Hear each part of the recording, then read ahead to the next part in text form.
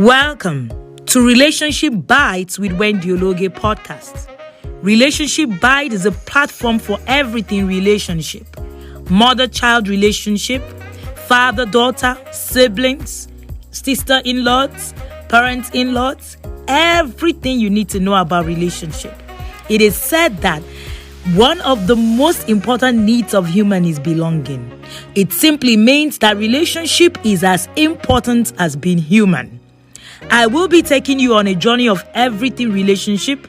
Join me, Wendy Ologe, every fortnight as we explore the intricacies of different forms of relationship, the positives, the negatives, the wins, the losses, the good, the bad, the ugly, and everything else in between.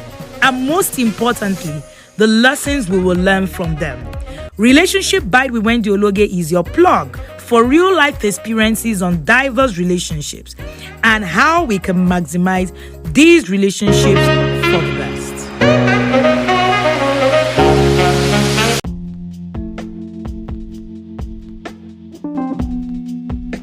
As a parent, do you resort to hitting your child at the slightest error? Is this frustrating you? Do you recognize that you are responsible to your children and not just for them? Do you get so angry that you see yourself overreacting? If you have answered these questions in the affirmative, then our upcoming Master Your Emotions challenge is for you. This challenge will show you in practical terms how you can work on your emotions and use them positively in your journey as a parent. To join the Master Your Emotions challenge, send a WhatsApp message to 0812 968 7040. You can also join online at www.seller.co/MYE in capital letters challenge in small letters. MYE in capital letters challenge in small letters. Or send a chat to 0812 968 7040. Happy listening.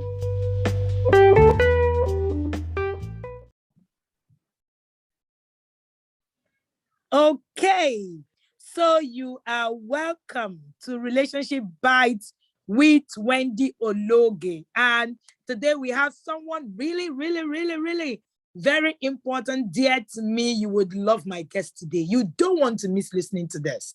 And the Relationship Bite with Wendy Ologe talks about different things about relationship, name it, mother-child relationship, father-mother, marriage, friends, any kind of relationship. We'll talk about it here. You want to catch up all the other episodes and listen to the Relationship Bites with Wendy Ologe. And while you're at it, we have this amazing guest at the podcast today.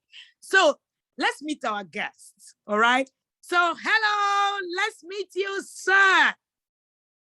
Hello. Here I am. All righty. So we have the amazing Uncle Ben in the studio. I don't know if you know Uncle Ben, but I'm going to allow Uncle Ben introduce himself and tell us a bit about him. Uncle Ben, so let's meet you. Hello, everybody. Yes, this is Uncle Ben, and I'm a behavioral change expert, psychotherapist, and a life coach, and I practically help people make mental shifts that create permanent life changes in all aspects of life, and focusing entirely, mainly on everything emotional issues, childhood trauma, inner child work. Think about it. So yeah, my work is really all about let's live this life and make this life better because we all deserve to. Amazing. Excited to be here today. Amazing, Uncle Ben. And you said, oh, behavioral change expert. I'm sure many people who are listening, behavioral change therapists, psychotherapists. I'm sure a lot of people are thinking, what is it really all about? Can you just tell us a bit about what you do? Okay, so let me just describe a typical work day. A typical work day is usually someone who is in a good place in life, who has things going on for them properly. So maybe a very top company executive or someone who has a good career contacts me, reaches out to me because there's something they're dealing with in their life, some emotional problem of some sort. Either it can range from insomnia to anxiety to anger issues to relationship issues whatsoever. And then when they come to me, what I do is help them navigate the terrain of their unconscious mind, the subconscious, where things really do happen. And we go in there, reprogram things so that they can have a better experience outward. Because many times people think that they've got it together because, oh, I've got a good house, I've got a good job, married, I've got a good car. Yet you can't drive from point A to point B peacefully without losing your peace of mind because of road rage. You're yelling at the kids all the time. Your partner or your wife is afraid of you. People you work with don't really like you. You don't even like yourself. Many people are walking around hating themselves. Even the desire to achieve more is driven by that level of low self-esteem or things like that. So my job is helping people rediscover themselves and really start to live this life in your own terms. Amazing, amazing. You know, you said something about the things that is inside, and I would like to, have you talk about the role of these things you talk about, the emotions, all of these things you talk about that is inside in parenting. You know that I am I'm the lead coach at the Intentional Parent Academy, and one of the things that I'm focused on is how to find what has happened to us as children that is not affecting us as parents, not just ordinary adults. Because I know that parenting brings out, in fact, there are some things that parenting brings out to you and you're wondering, wow, how did I get here? So what is the role of emotions, all of these things that you've just spoken about? What are the roles in our lives as parents, not just as adults? Okay, let me speak about it as individuals first. Okay. So when we talk about emotions, what do we mean by emotions?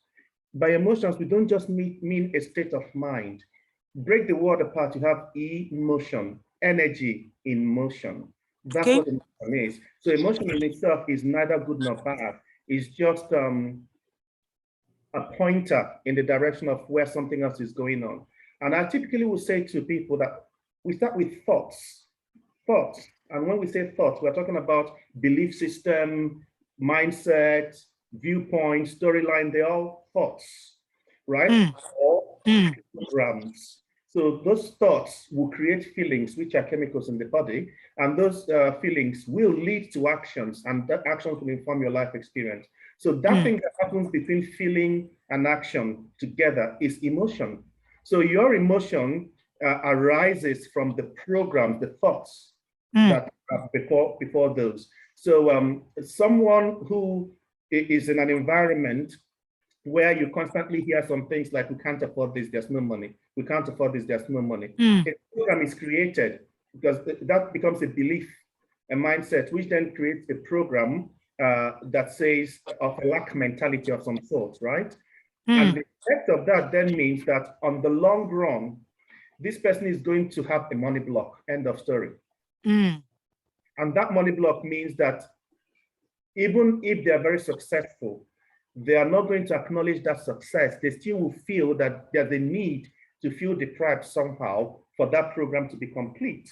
So, or in an environment where mommy and daddy always yell at each other, and mommy will call daddy names and daddy will call mommy names, and daddy will walk away and slam the door and drive off and so on. That will create a belief, because the thought in a child's mind in that environment is the thought of they are fighting, or you have to yell, you have to scream to be heard, or when there's pressure, run away. And all these things, all these programs start to run. They become a set of beliefs that stack together. What will they create in the body? They will create feelings of anxiety, feelings of aggression, feelings of fight or flight, and things like that, insecurity.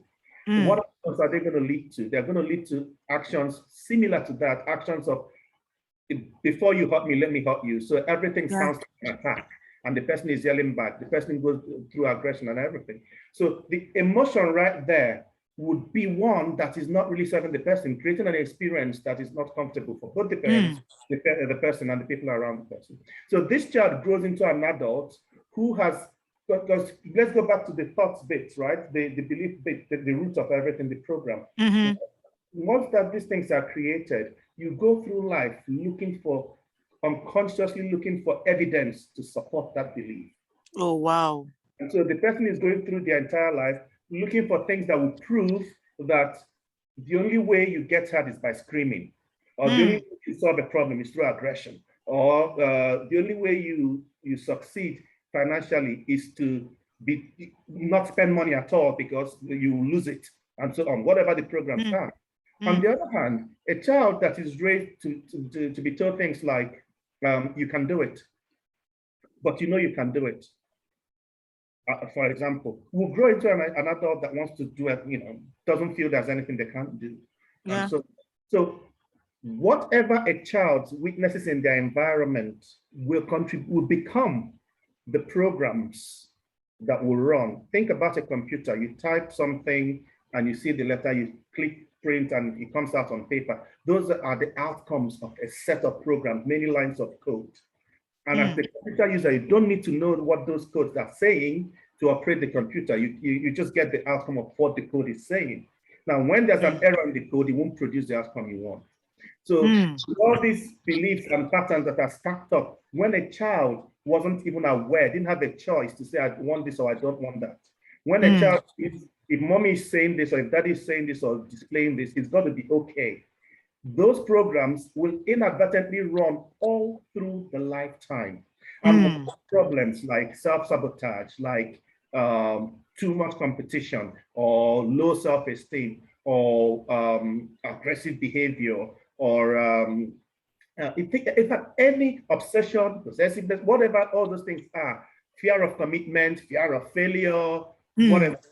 These things are the output of different programs. So as a therapist and coach, when people come to me, whatever they describe as their problem, in my view, is just a symptom of something else. We need to go and find out what the thing is. What is wrong? 99.99% of the time, the problem is always rooted in stuff that happened in childhood between the ages of 5 and 11. Wow. Yeah. Wow, this is a whole lot to assimilate at a time. And while you were talking, I was wondering, so it's very important that one must master their emotions and understand how to work around it. What would be your advice for a parent who lacks the capacity to put their emotions in control? What would you like to tell that kind of parent? The first thing I would say to the parent is, it's not your fault. So stop taking responsibility for what you didn't create, which means start to question everything. Why do I believe what I believe? Why do I think this is right? How did I learn this? Oh, maybe you say to your child, you need to go and brush your teeth.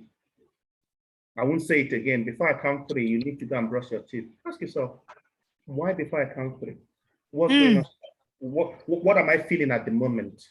If you start to focus a bit of awareness on that feeling inside the body, because think about it, before you launch out at somebody, you feel that slight tightening in the tummy or increased heart rate or something physiological will happen. So when I say to that parent, pay more attention to what's going on inside of you at each moment. When you say, oh, I want to discipline this child, and there's that discipline, that emphasis means there's something else going on. Ask yourself why. What's important about this? Where is this coming from? How did I come to believe this? Okay. A question that I also ask people to ask to help themselves shift that mindset in any situation is, okay, this child has done something and I'm upset about it, or I've done something as a parent and I'm not happy about it, and so on. Ask yourself the question, for me to feel the way I'm feeling now, what must I be believing about myself, or about this situation, or about this person? And when you ask that question, it takes you right back to what we talked about, thoughts, the belief system. Thoughts. So you believe that if let's say hypothetically, the child smashes the television and damages it, and then you're so upset, you want to beat this child black and blue. And then you ask, why? What am I believing here? Am I believing that the child is at fault? Well, if I believe the child is at fault, then that's why I feel like punishing the child. But if I believe that this is an accident, a child is being a child, and I could have protected this TV better. Then I'm not thinking about punishing the child. I'm thinking of something else. If I believe that, okay, whatever happened, this is a learning opportunity, not a pain moment, then I'll be more interested in making sure my child learns what not to do next time and what to do instead. What to do. Pain. So to any parent, to manage your emotions, you first of all need to be aware of them. You first of all need to start to recognize them. Start to pay attention to the voice in your head, pay attention to how you are rationalizing things, and ask yourself, why? Where is this coming from? And what will happen if I don't see it this way and I see it in a different way? In fact, rather than saying what will happen, simply say, what else is going on? How else can I see this? I would say to people, there's no up without a down, right? There's no half empty. The same cup is half full at the same time. So if I'm holding a viewpoint of something as it is this, it means that in that moment, the opposite of that also holds true. And if the opposite of that also holds true, other points exist. Life is not just black and white. There are many things of gray in between. So the story you tell yourself about a situation will create the experience you will have about it. Because as I said, the story you tell yourself will be thoughts, which will lead to feelings, which will lead to actions and an experience. So any parent that wants to get a hold and hang on their emotions, start to question the beliefs that are driving your actions. Start to ask yourself, when I did this, what was I hoping to achieve? Why? Or if I do this, what am I really hoping to achieve and why? And what if I do it differently? What else? You're going to have to become comfortable to dialogue with yourself. Wow. And proud of yourself for doing so. The journey of parenting is about learning, unlearning, and relearning. You cannot be a good parent without being a better person, I often say. And this is because you must, that dialogue you want to have with your kids, have it with yourself first. Realize that the kids are just a product of what is going on inside you, which is outwardly in your behavior and your words and in your unspoken actions. And kids are like a mirror. So whatever you put on your kids is a direct mirror image in that context. Amazing, amazing. Too much to take in. You know, guys, I told you that we have the amazing Uncle Ben in the house, and you know, sitting with Uncle Ben for a few minutes is like a master class already. And you know, we're also going to be having Uncle Ben at the Manage Your Emotions master class that is starting on the 1st of October to 5th. So imagine what is going to happen at that master class already. You know, he's talking, I'm like, oh, wow. Okay. So imagine what, you know, is going to happen when we have him at that masterclass. You want to be part of that masterclass. I'm sure you will hear details about this masterclass before we leave this conversation. But Uncle Ben, you know, so I've been in the US for a while now, and you live in the UK. And many times I hear people say things like, oh, it only happens in Africa. No, this is not applicable anywhere else. And being that I've been privileged to travel a lot, I've seen the same pattern of parental error, you know, and I'm asking, are there things that are more prevalent in Africa really? It's bad parenting, because once you say ineffective parenting, Africans feel attacked. Is there really a thing about ineffective parenting in Africa? Is there a link? What have you observed in your line of work? The main thing I've observed is the impact of poverty and religion. Oh, wow. And poverty and religion are the things that create that sort of thing, because I work with people that are from different parts of the world. I have seen a pattern. Parenting error is mainly due to emotional neglect of some sort, or a trauma. And emotional neglect will create trauma anyway. And this is the summary of it. So whether we talk about physical abuse, verbal abuse, mental, anything, it comes down to these things, because you can't give what you don't have. Yes. And whether as a parent you're African or you're not, if you didn't get love, you cannot give love. You can think it's love, but it won't be the same thing. Right?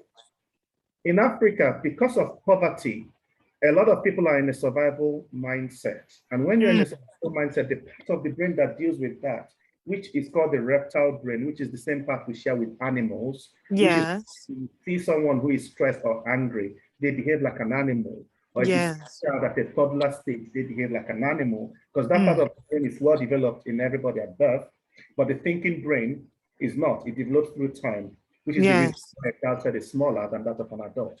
So when people are in a survival, that part of the brain is all about survival. That's its job. It regulates things like your heart rate, your blood pressure, breathing, body temperature, circulation, excretion, all those things that happen without your conscious awareness to keep you alive. That's what it does. And I'm sure listeners might have heard a phrase like fight or flight. So it's fight or flight or freeze, which is what we call stress response. So that's the way the brain responds to a perception of an attack. And it's a survival response. So when people are in survival mode, they are going to respond to things in one of three ways. Either inactivity, which is a freeze response, or fight, which is aggression, or avoidance. And this is what we see a lot in Africa, because most Africans are in a survival mindset. As a result, everything is approached either with a sense of fight, or avoidance, or activity. Things are going wrong, everybody chills and just laughs about it.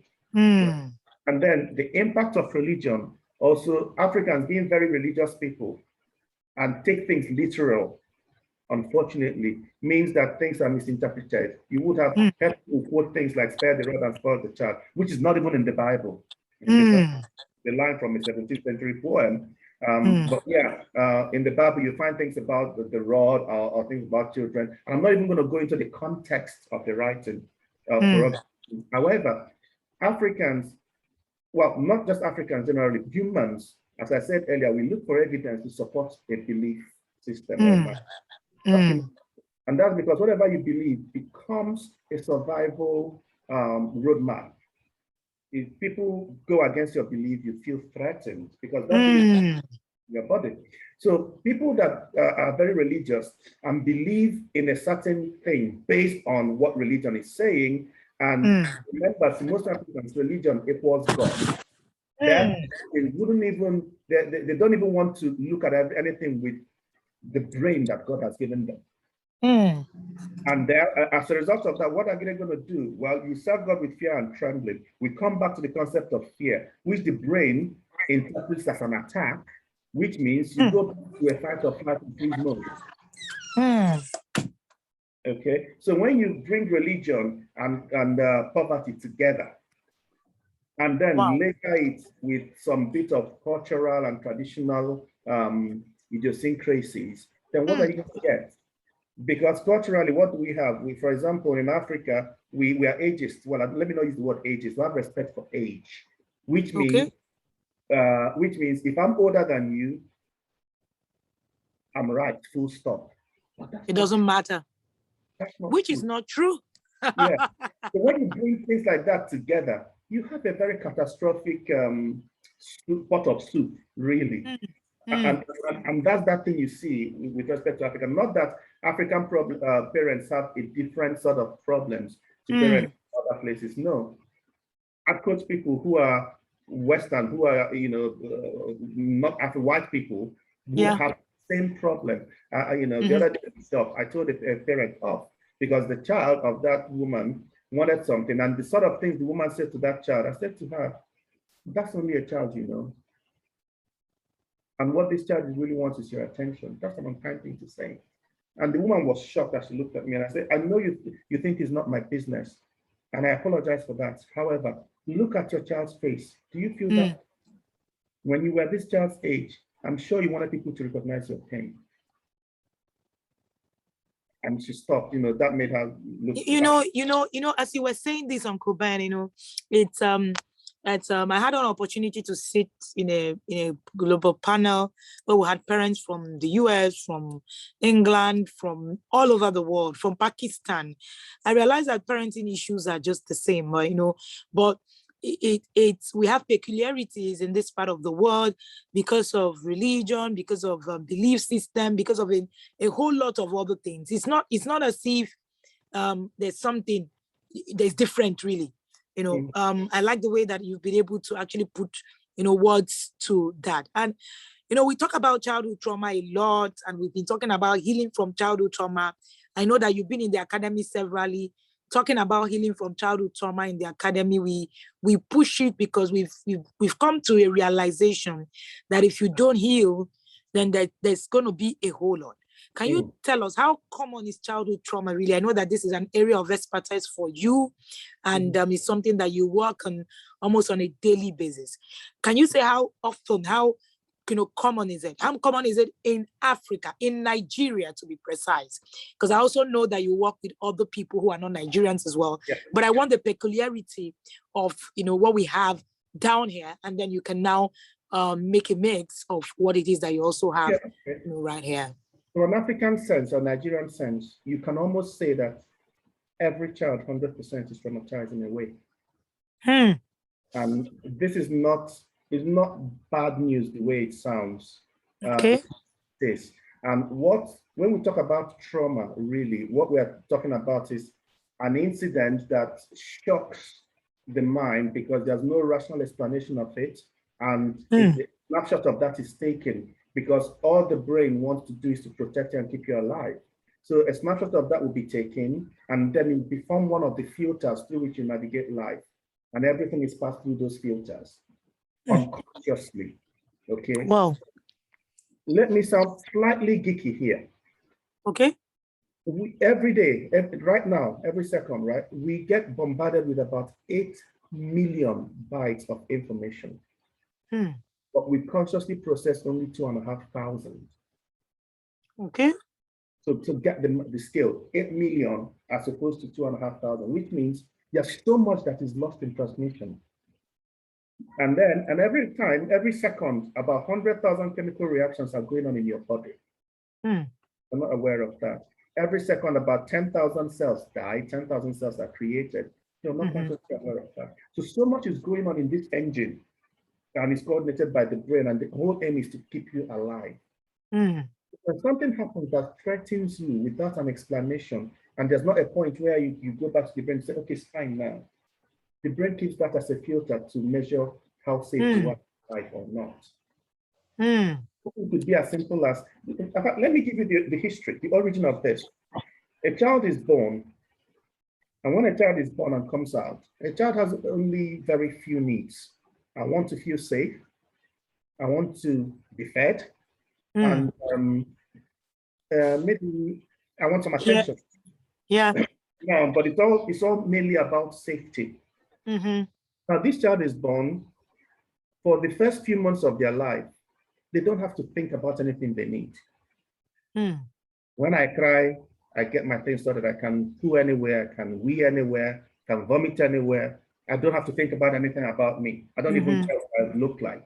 But everyone carries me, everyone is looking after me and so on. And this carries on. I get to a year old and it's still happening. And then suddenly, when I'm beginning to understand words and stuff, and the people I very much want to be like, I suddenly realize that I'm not enough for them. I have to be in a certain way for me to get loved. So once upon a time, I was enough. Everything was fine. There was not a problem with me.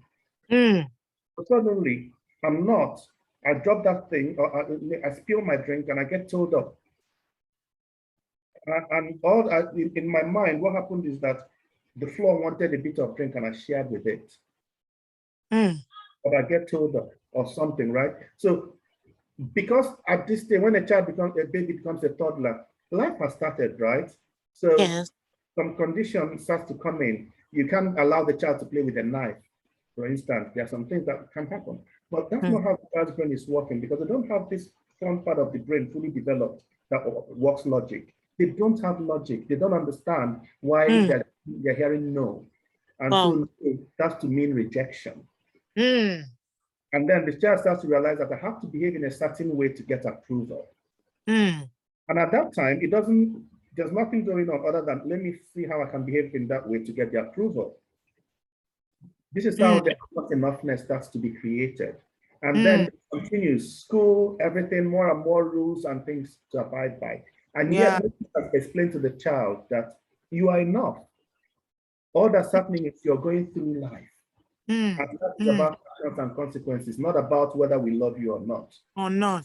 The child very early starts to experience conditional love rather than unconditional love. Love. Without any explanation. Now, the trauma happens when something happens on top of this, and there's no explanation. Let's say this child is 2.5 years old or 3 years old, and daddy slapped mommy so hard that mommy passed out. And the child is watching what's going on, knows that there was a smacking, and then mommy was carried out, mommy never returned. A little while later, they become aware that mommy died in the process, for example. The snapshot that the brain would take is a snapshot of that fear at that moment of what happened that caused them to freeze up. And then through that would then be encoded there, and every other experience in their life has to be filtered through. When anyone is in their face, or when they see a man who is upset, they'll be driven to that place. They'll freeze up. They won't have any response. So that's what a person as an adult is likely to be going into bad relationships where they're abused, and they can't do anything about it because once it happens, they freeze up. That's a trauma. And now, think about our Nigerian context.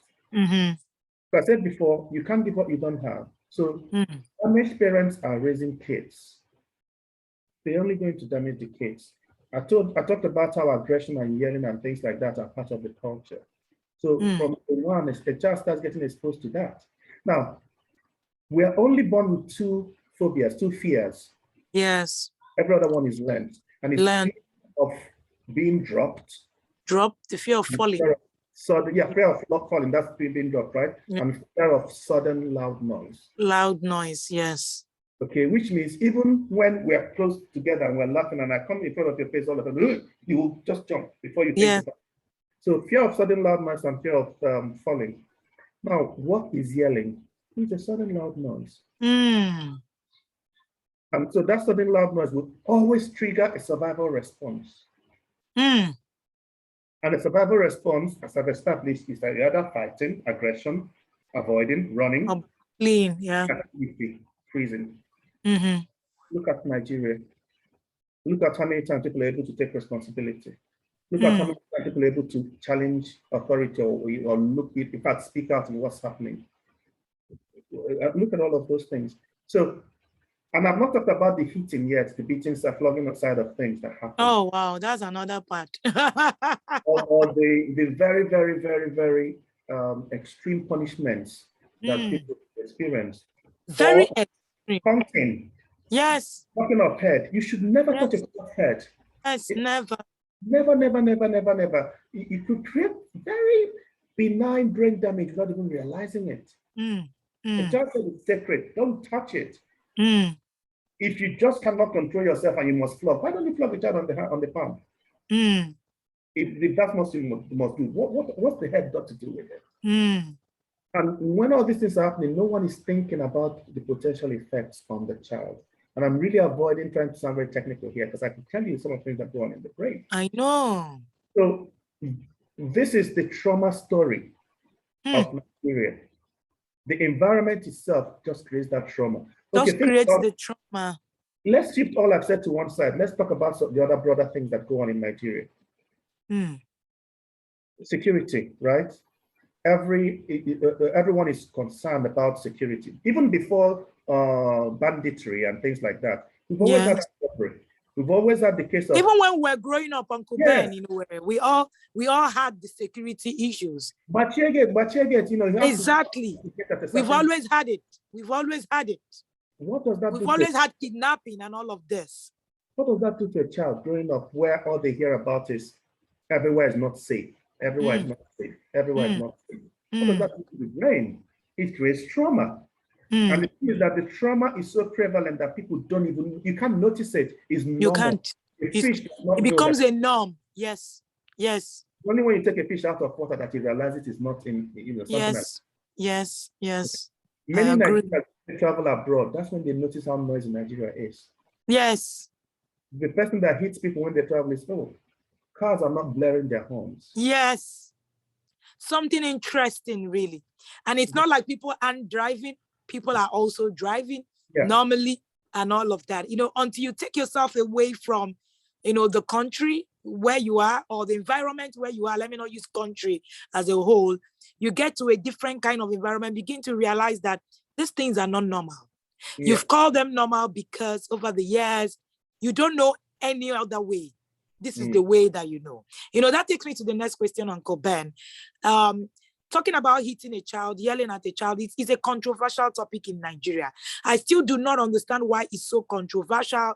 I understand that because of the kind of religion, right? We have religion, a bit laced in it, where people tell you that, the Bible says that you must beat a child for the child to be useful and all of that. I wasn't beaten as a child, so I don't even understand what that meant. And I usually will ask the question, does it mean that I'm useless? Of course I'm not. Of course I'm not, and I have 4 other siblings who are not either. So many of the times I'm looking at, the whole of this system, and parents say it's not possible to raise a child without hitting them, without beating them, and without yelling at them. I have done this for years, but maybe it's just me. Some people will say, it's just you, coach, don't worry, it's just you, just about you. I just want to ask you, is it possible? Is it something you've practiced? Is it something you've seen people practice? What is the possibility? So this isn't me now. This is now our guest. Tell us what the possibility is, sir. How does this work? It is possible to raise a child without hitting a child, 100%. Is it easy? Yes and no. Yes, depending on where you're coming from. No, yes, where you're coming from. So if you have to change a behavior, I was beaten as a child. Proper beating. It created a trauma in me that affected a lot of things in my life.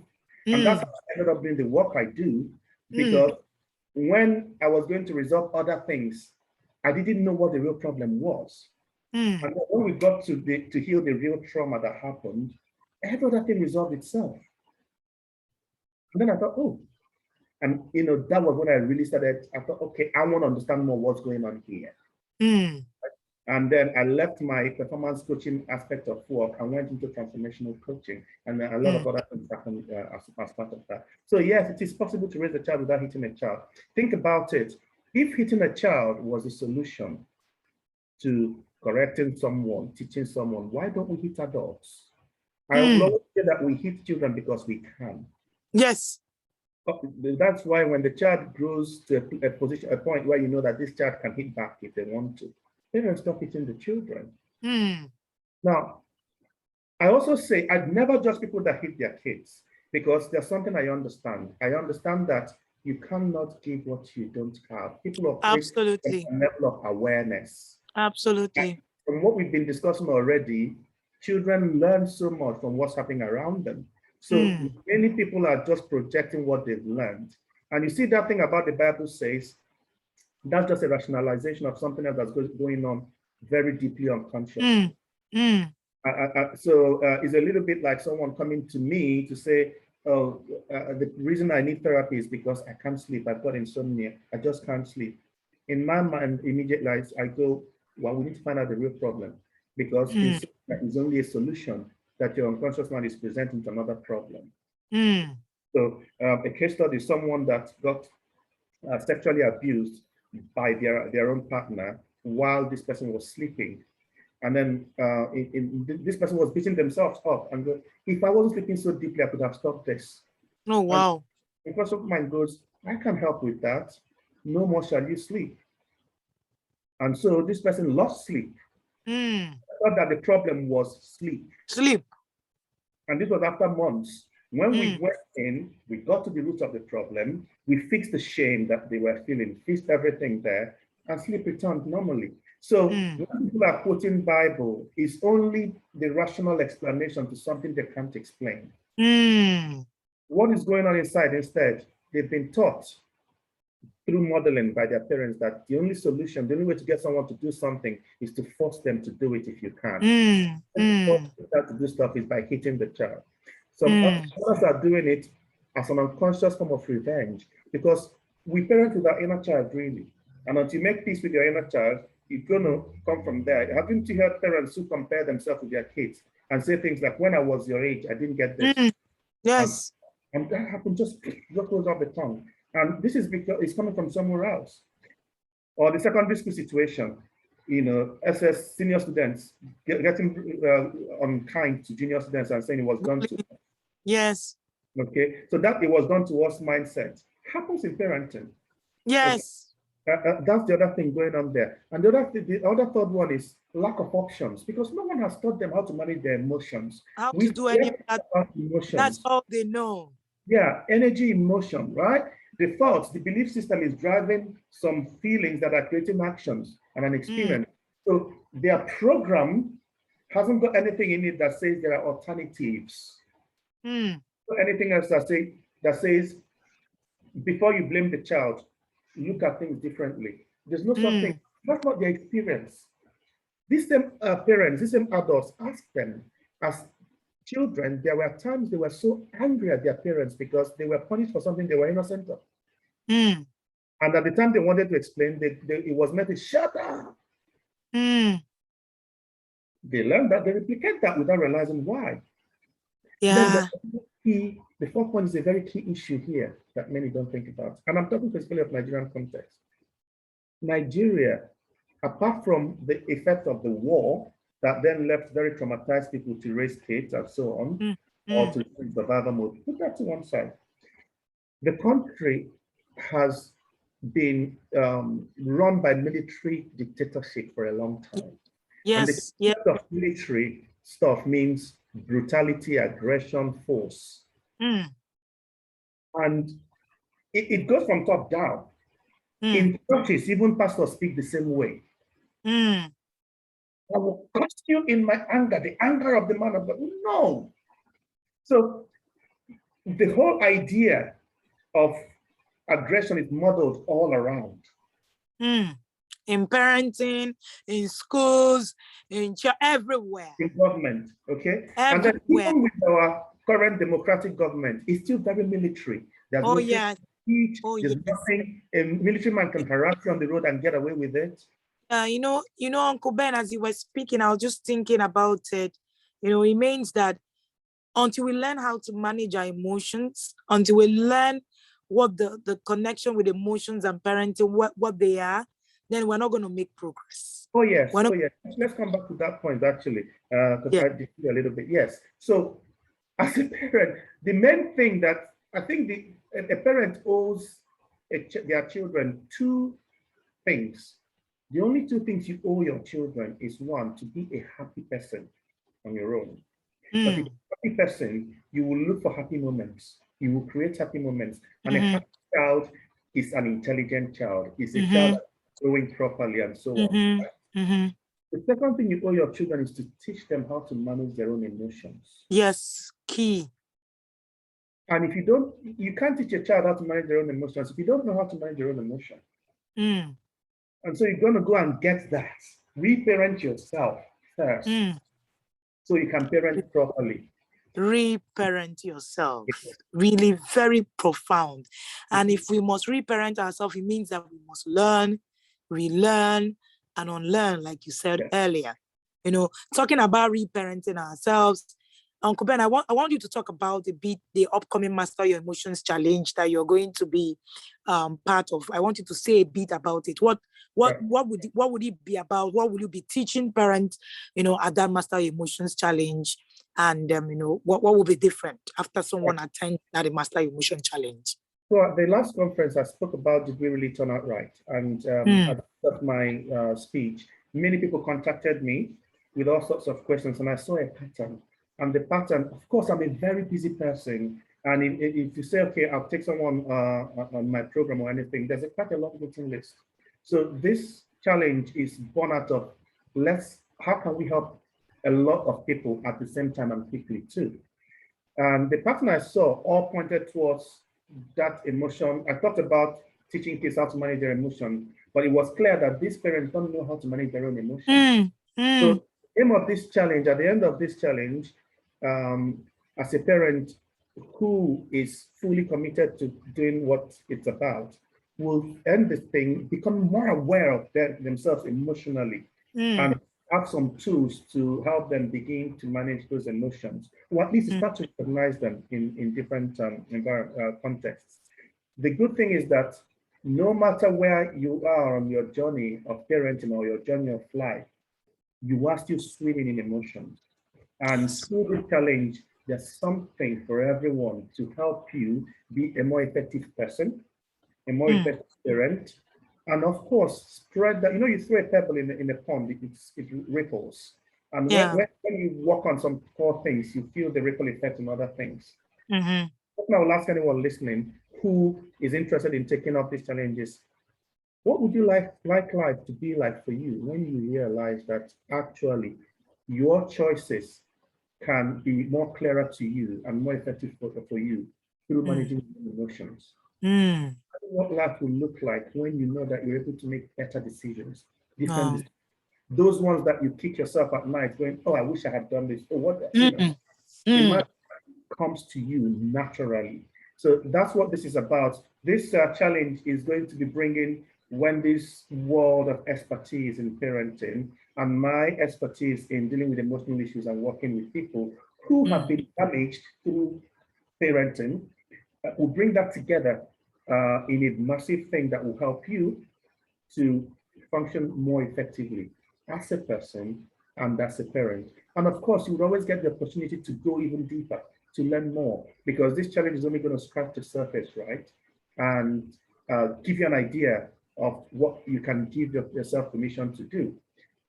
Any investment you make into your own mental health is a huge investment, because we know from what we do, the work I do, that the mind and the body are connected. If I say, think of something that makes you really sad, only a matter of time you will feel it in your body, and so on, right? So we now know through science and research, medical science, that 97% of health problems, especially the autoimmune problems, actually arise from a change in configuration of the state of mind. Traumas and things is when we get people get older, they become illnesses, because the brain wants to keep the body in a state of ease where things are flowing. And when there's any psychological, emotional damage, trauma, and things that's unresolved, it will disrupt that ease and create a dis-ease, also known as ease. And that disease then takes its time to manifest. So any investment you make into understanding better how to manage your emotions, work with your psychological state, be a better person, would be you saving lots and lots and lots of money and Yes. peace of mind in the long run. Eventually. Thank you so much, Uncle Ben. Guys, you heard it. When I told you at the beginning of this podcast that you were going to have it, back to back, you felt like you are in a master class, yeah? Yes. So imagine what's going to happen when you come for the challenge. Be at the challenge, Uncle Ben. In fact, Uncle Ben actually was, really disturbed about some of the things that came to him after the conference, at the TRP conference, and he was very concerned and said that there's something we can do more to be able to help people. Many more people are beginning to understand who they are, and that's what Master Your Emotions Challenge is about. And every parent who wishes to control their emotions, who wishes to actually begin to look at other disciplinary strategies, then this challenge is for you. In fact, Uncle Ben, I usually say that emotions control is a bedrock of every parenting.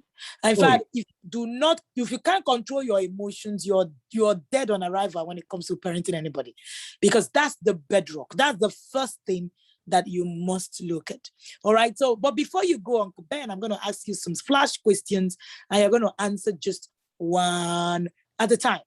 So, answer in 2 seconds. Rice or swallow? Rice. Casual or corporate? Casual. Netflix or sleep? Sleep. I could have answered that one for you. Music or movies? Music. E-books or audiobooks? Audiobooks. Your favorite vacation location? My bed. Oh, interesting. Introvert or extrovert? Interesting. Introvert, everybody, yes. So what do you do for fun? What do I do for fun? Yes. Meditate. What else, Uncle Ben? A lot, either I'm cooking or I'm playing music or I'm having a walk or I'm meditating or yeah. Basically, I've come to a point in life where everything is fun. Yeah. And you're able to just create fun around it. I look forward to that cooking part. Of course, you know that your sister do not like to cook. So yes, I look forward to being in that space where you will cook, churn out the food and I'm going to eat it. Surely, I have a different answer to that question. Because talking about what really makes me happy, my best moments is when I'm playing with my kids, actually. Oh, nice. Interesting. Yeah. Interesting. And thank you so much, Uncle Ben, for coming on the podcast to come and share with us with your wealth of knowledge. Uncle Ben is amazing, amazing. Uncle Ben is a huge pillar, support, brother, friend for the TIP Academy. In fact, he's always there. I'll just turn and I'll say, Uncle Ben, where are you? And he just turns and say, hey, I'm here. We do not take it for granted, sir. We are grateful for having you at every point in time. You know where they say all the support, you just look back and you just say, this person, they got me. I don't have a problem. I know I can just depend. Thank you so much for being a dependable figure for the Intentional Parent Academy. Thank you so much for coming on this podcast today. Guys, for the records, I only told Uncle Ben today about the podcast and hey, he's here, with all his busy schedule and everything. Share this podcast, talk about it to someone somewhere near you and spread the message because we are bringing you a different aspect of, parenting differently and being able to actually master you before you begin to parent anyone. See you again in another fortnight and have a good day. Thank you. You can stop recording. Thank you for listening to Relationship Bites with Wendy Ologe podcast today, where we share real conversations of diverse relationships and why they are important to human beings. If you enjoyed this episode and would like to listen to more, please subscribe to the Relationship Bites with Wendy Ologe on your preferred podcast player. Share this with others, your friends and family. Post about us on social media. Leave us a rating or a review. To keep up with our conversations online, you can also follow us on Instagram and Facebook, Podcast by Wendy Ologe, or follow my personal page at Wendy Ologe, both on Facebook and also on Instagram. You can also catch my videos on YouTube, Wendy Ologe. You can also follow us on our Parenting Academy, where I share about parenting relationships, the intentional parent. You want to learn more about us? You can simply search us out on www.wendyologe.com or you can email us podcastbywendyologe@gmail.com. Thank you again and catch you next time.